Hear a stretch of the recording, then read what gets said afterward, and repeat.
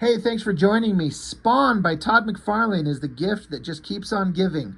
How? Well, it keeps on giving to my channel because people seem to enjoy these reviews, or at least they get views.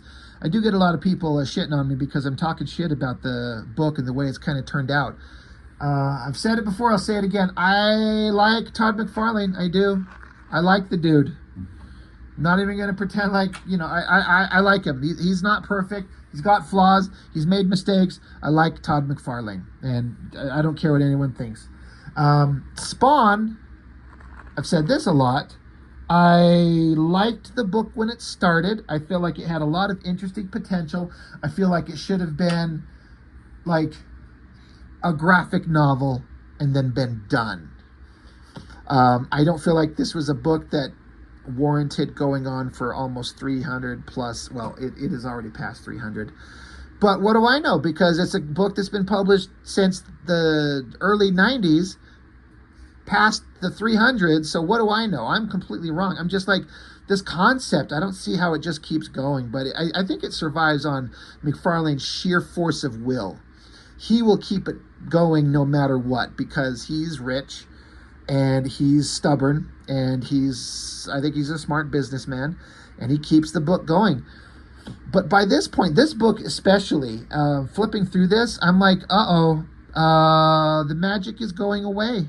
And I mean, hell, the magic had been going away for a long time. I mean, just this book had just been getting like so dull. It started out, I think, really strong. Issue 1 was a great opening first issue. I think it works, and then everything got progressively less interesting from a story perspective, but I was always there for the McFarlane art.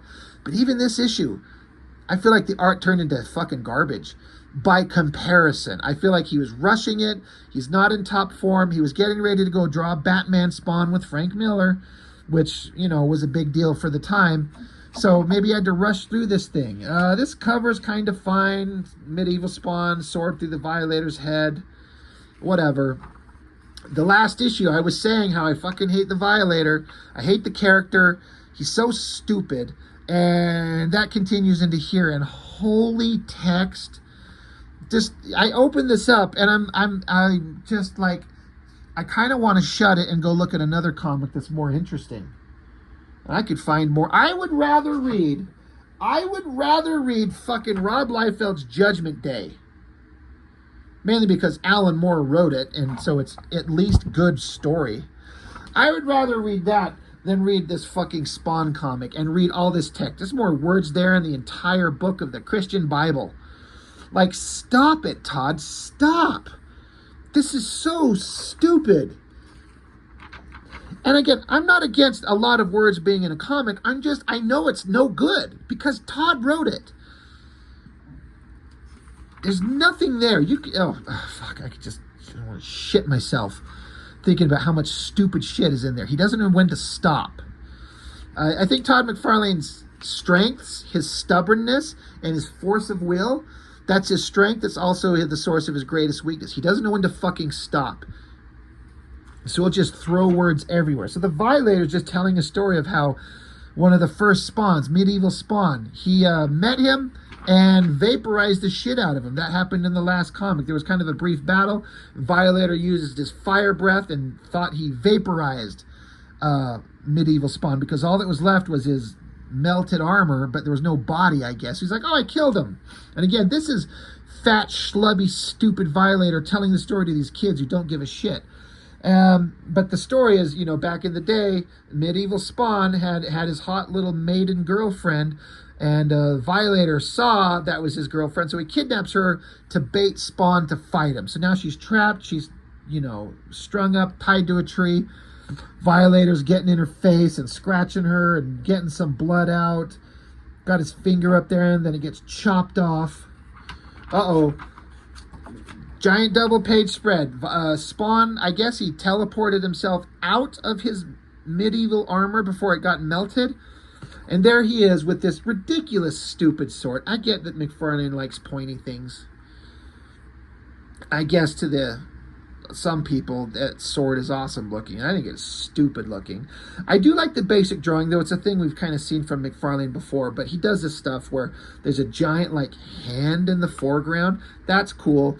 And then I appreciate that this is, like, zombie hamburger skin Spawn creature. Not Al Simmons, but the medieval Spawn. But the way that Mcfarlane's rendering this, I feel like he's not throwing in the level of detail he usually does. It feels rushed and it's just not there. It's not the same thing. And I don't like this skin thing he does. It looks like paper tearing rather than organic skin to me. I don't dig it. And the dialogue is terrible. He says, "This finger is but the first of many pieces I shall cut from your satanic body. How dare you touch my maiden? How dare you use her to get at me? I'd have thought creatures of hell had more courage than to hide behind defenseless women. Has your creator become such a coward?"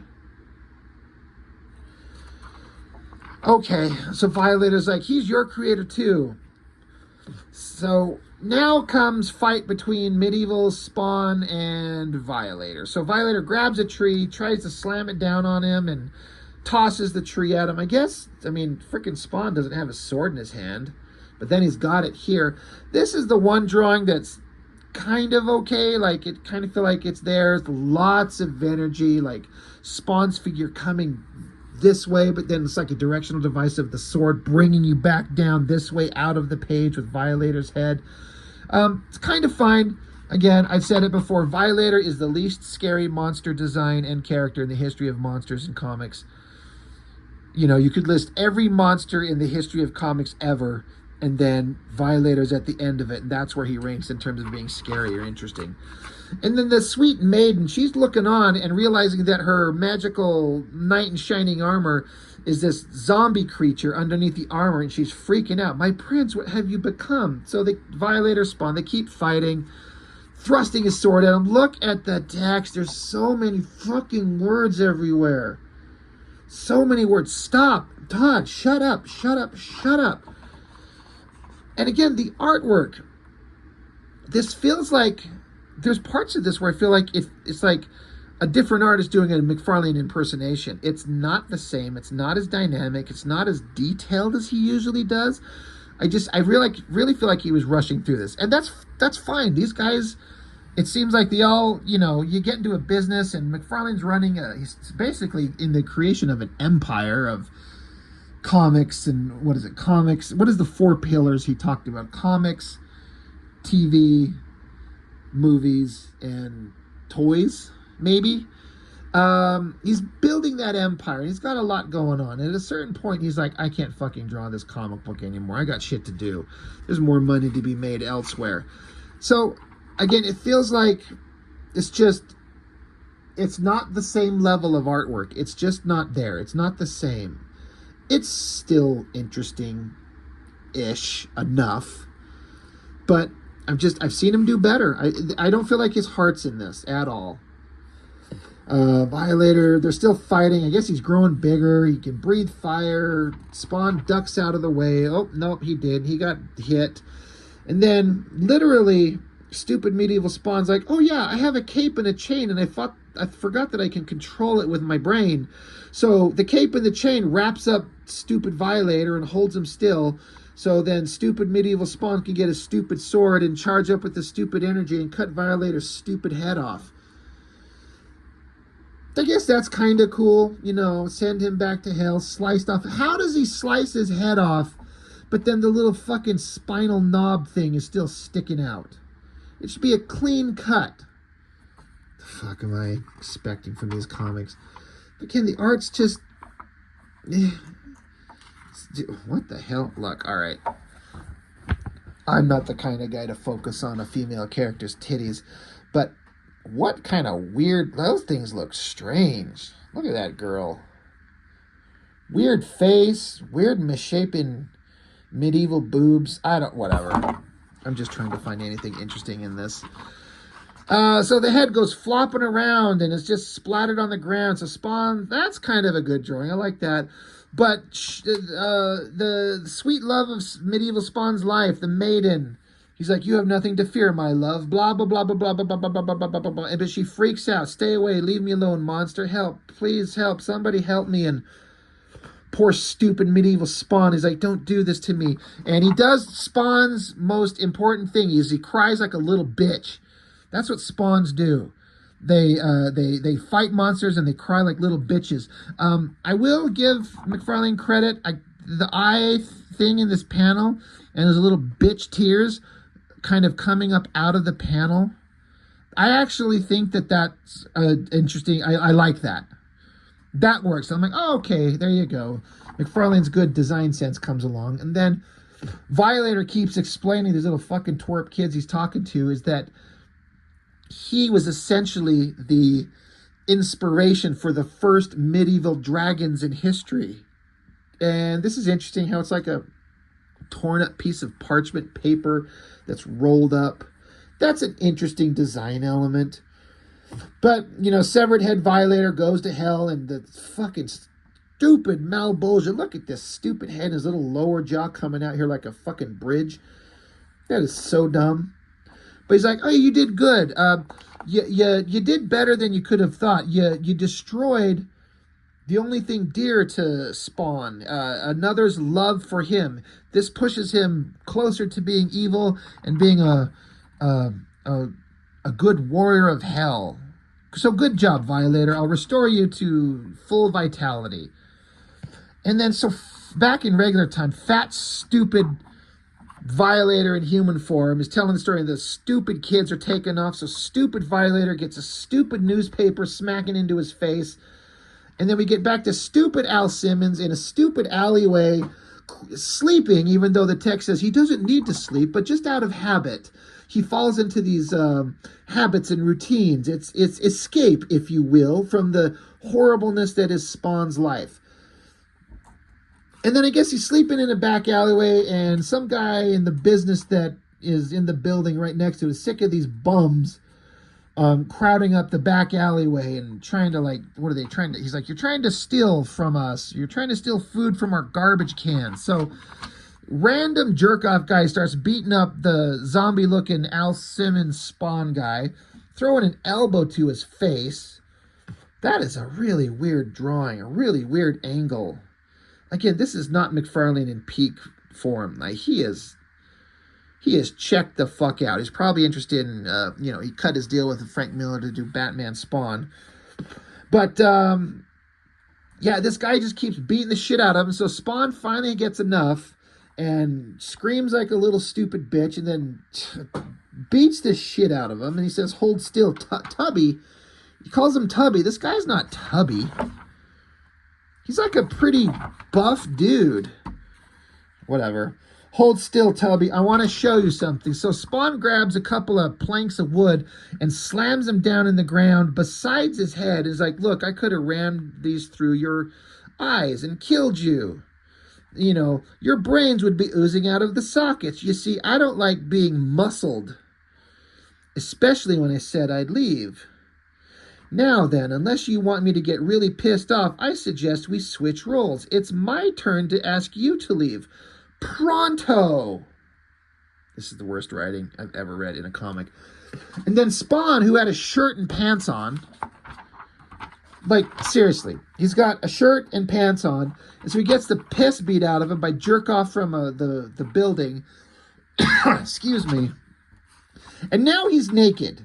No shirt, no pants, bent over with little gritting teeth and glowing eyes. He says, people... getting tired of people constantly invading my turf. I just might have to send out a long, loud signal. This is Spawn territory. This is the dumbest, superhero character kind of expressing where his, Superman says Metropolis is my city. Batman says Gotham is my home and I'll protect it. Spawn says this pile of fucking garbage is mine and I'll kill you if you try to take it from me. This is really stupid. And where did his clothes go? Please, somebody explain to me. He's got a shirt on there. Now he's just naked zombie hamburger guy. Oh, and then it gets into his ex-wife and her new husband. He's being blackmailed because whatever. He's being blackmailed, and it's, Terry Fitzgerald here. He's getting a phone call from some bad guys threatening his life, saying it will be nearly 20 minutes before Terry moves and another 40 before he stops sweating. Okay, I'm very excited. Next issue, Grant Morrison and Greg Capullo. So I'm kind of interested in those. I'm still not interested in Spawn, but Grant Morrison, I'm kind of curious if he wrote a good Spawn story. I don't remember it. I got him. I read him. I don't think I ever read him more than the one time back in 1990, I'm going to guess 3? Yep, 93 when this come out. So I don't remember anything about it. But let's see, some Spawn pinups. Signature, can't read it at all. This is something Mcfarlane pointed out, and I took to heart. If you got a piece of artwork, artist, sign it so you can fucking read it. Because I might think that art is amazing, and I want to go find out who you are. But what is that? Now, if you know what it is, you might just recognize it because you've seen the signature before, but it doesn't say a name. I think it says CH and 93. I'm guessing that's Cully Hamner. I think.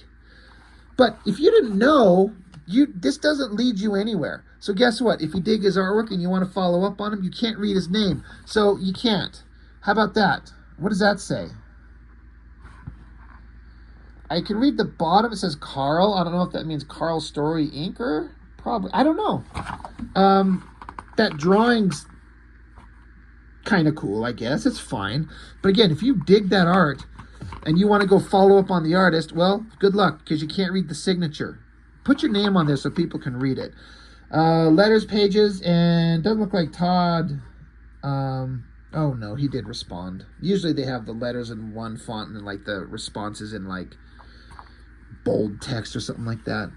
But Todd likes to print letters where people are taking him to task for shit. He doesn't want to have just letters of people talking how they'd suck his dick if they could meet him in the back room at a convention. He wants people that want to beat him up or something. And he likes to print controversial shit to address the issues. And that's fine. I respect that. A bunch of fan art. A lot of artists ripping off other images. Like, that's just ripping off Jim Lee Mall. That's ripping off Silvestri. Cyberforce Villain Lady. That's the, Keith Giffen Trencher. But, yeah, it's all fine. And, of course, I'm sitting here talking shit on the book, but look, 1993. Wizard Fan Awards. Who gives a shit what Wizard says? But at the time, they were a juggernaut of power, so they were kind of the cultural king. Favorite title, Spawn. Favorite penciler, Mcfarlane. Favorite cover artist, Todd McFarlane. Favorite color, Steve Olaf, letterer, Orzakowski. Favorite single story, Spawn 10. Favorite publisher, Image Comics. So, I'm wrong. Everything I'm talking shit on this book, everyone is loving it. Not me. But you know what? I collected it forever, up into the 50s or some shit, because I had some kind of mental problem. I just collected the hell out of this, just thinking it would get good. I don't think it ever did. Anyway, this book is stupid. Anyway, thanks for watching. See you next time.